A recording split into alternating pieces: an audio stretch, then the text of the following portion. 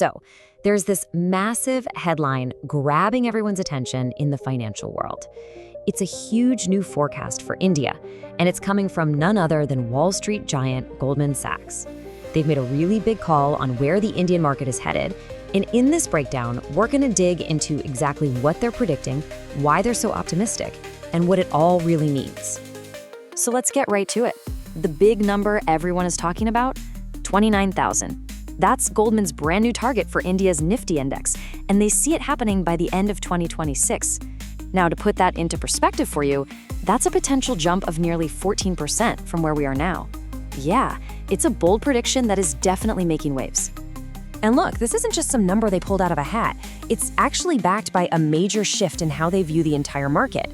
They have officially upgraded India to overweight. Now, in Wall Street talk, that is a huge vote of confidence. It's basically them telling global investors, hey, if you're looking at emerging markets, India is the place you want to be right now. Okay, so what's really powering this whole thing? What's the engine driving this bull run? Let's unpack the why behind all this optimism. I mean, a nearly 14% upside target is a big deal. And you know it's not based on just one thing, right? Goldman's confidence is really coming from this perfect storm of positive economic signs all coming together at once.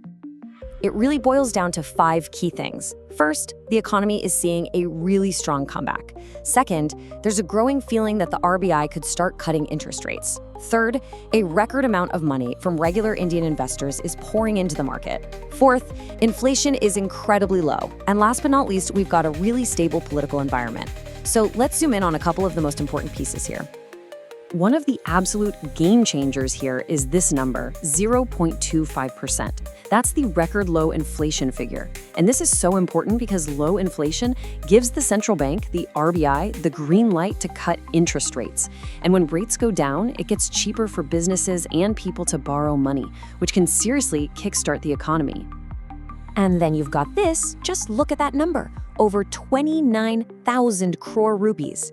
That is the unbelievable, record-breaking amount of money that flowed into the market in just one single month through SIPs.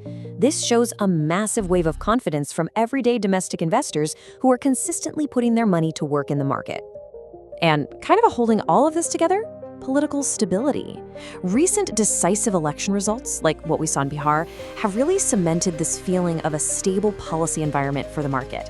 And you know what? That kind of certainty is exactly what long-term investors, both from India and around the world, love to see. Okay, so the big picture looks pretty good.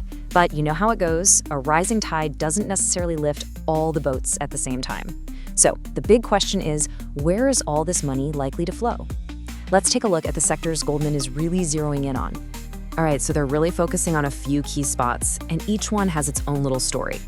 Banking and gold finance could get a major boost from those potential interest rate cuts we talked about.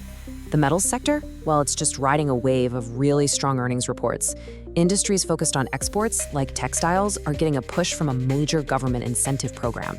And finally, defense and tech are sectors where they're expecting some really solid profit growth. Okay, now this is where it gets really interesting. There's this kind of tug of war happening just below the surface of the market. It's a classic showdown between two really powerful groups, foreign institutional investors and our own domestic institutional investors. So you hear a big name like Goldman Sachs is bullish, and you think, okay, foreign money must be pouring in, right? Well, the actual data tells a totally different story. And honestly, it's way more interesting. Just check this out.